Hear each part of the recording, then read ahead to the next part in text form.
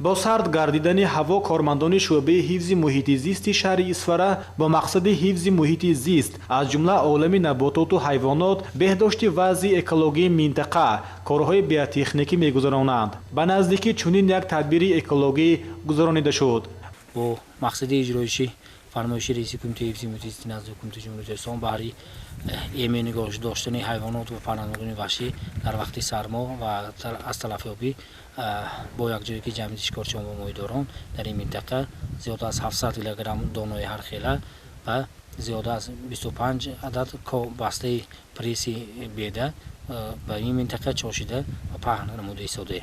اینچنین در این رفت چاره‌بینی زیاد از 100 کیلوگرم نمک در این منطقه چاشیده شده ایستاده است که بهره پیشگیری حیوانات و پرندگان دشتی برای منتشر ایستاده است. مسئولین تلاش نمودند که در روزهای سرد برای حفظ حیوانات و پرندگان نادر تدبیرهای بیوتکنیکی را انجام می‌دهند. در موضع سیاه‌کوهی اسفره حیوانات و پرنده‌های گوناگون موجودند که قسمی از آنها در کتاب سرخ ثبت گردیدند. تجربه نشان می‌دهد که فعالیت مسئولان برای نگاهداشت و افزون گردانیدن گوناگونی بیولوژی و حفظ حیوانات و نباتات نادر در مجموع برای پیشرفت اقتصادی مملکت زمینه استوار میباشد. در حدود سیاه‌کوه و نشیبی‌های و دره‌های آن در جری‌ها، تل و تپه‌ها و قطعه‌هایی که برای خوراکخوری حیوانات و پرندگان امکانیت موجود است از طرف کارمندان این نهاد خاشاک و دان پاشیده شد. با دستگیری اعضایان جمعیت شهر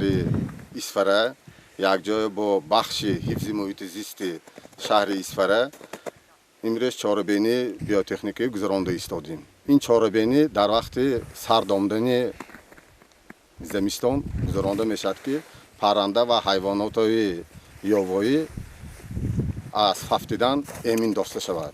همچنین در موضع‌های بلندکوه به مقدار ضروری خوراکی حیوانات و پرندگان پاشیده شد که این عامل باعث از بین رفتن پرندگان و حیوانات می‌گردد. این است که مسئولین تلاش می‌نمایند تا در حدودهای مخصوص تدبیرهای اکولوژی را راه‌اندازی نمایند تا جانوران نادر در این مکان‌ها زیاد شود.